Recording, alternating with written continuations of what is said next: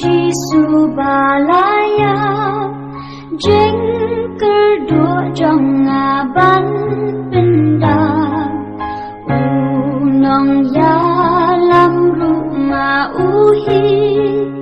ban lam ya ngasha neng syakri ulo kumpuni hengin syam lawat shalom lawat shatem ulok ban yai nekat baem hashitam barok ban hakim jing ut kamen siem ei ban snap Haki jingku slai ei ban rap Ha jenjar ba ei ban snolem Kum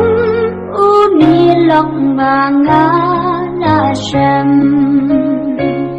Ulang kum uni hei ngin shem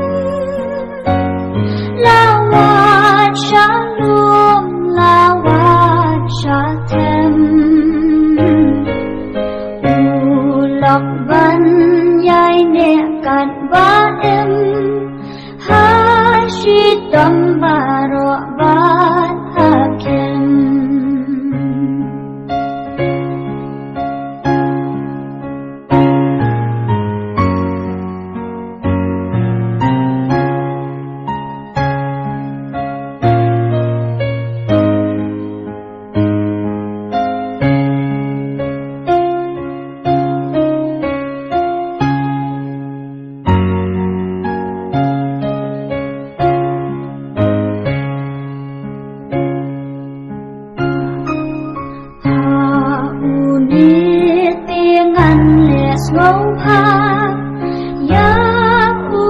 Syakrikan bala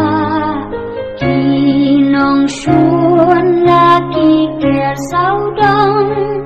Yut rai jom